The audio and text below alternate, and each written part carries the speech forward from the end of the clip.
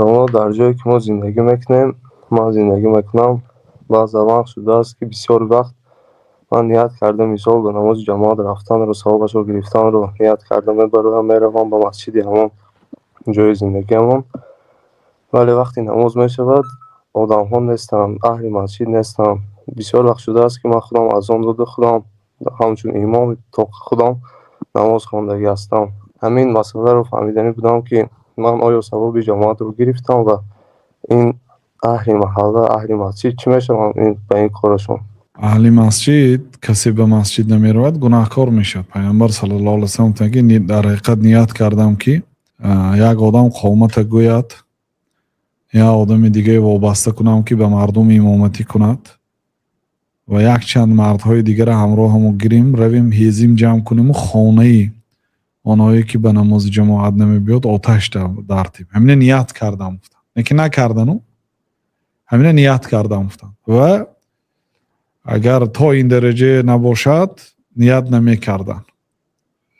بنابراین نماز جماعت بعضی علما میگن واجب است، بعضی علما سنت مؤکده است میگن و میگن که لا یجوز ترکها، جایز نیست ترکش، یا میگن که بی عذر رخصت نیست، میگن بی عذر ترکش رخصت نیست، میگن نامش سنت میگن لیکن خودی واجب با این گپ میزنن که بی عذر هیچ که حقی نرفتن ندارد.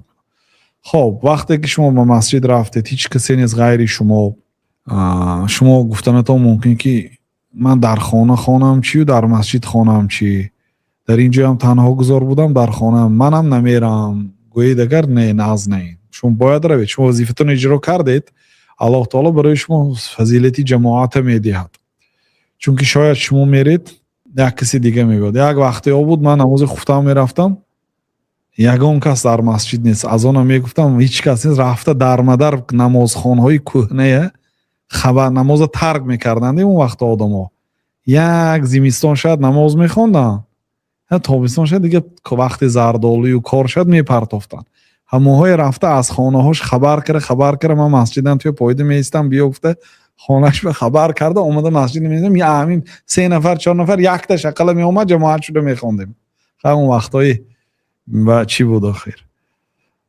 خلاصه یک کس میرد با یک کسی دیگه میبیاد، اعلان کنید، مردم خاطر رسانی کنید، کسایی که میشناسید نویسید امروز تلفن است برادر بیا به مسجد یا بیا به مسجد بیا، ترغیب کنید هم دیگه اهلی مسجد. مثلا روزایی که جمع میشه یا نمازایی که جمع شه مثلا با امداد شاید بیاید وقتی که نمازهای 5 وقته هم بیاید. خیر مادامی که کار باشد و مثلا در اطراف کارخانهش نمازی جماعت میرفته که باشد دیگه گپ است، لیکن حقی مسجد هم هسته برادر. اگر شما هم نروید این مسجد غریب میشد.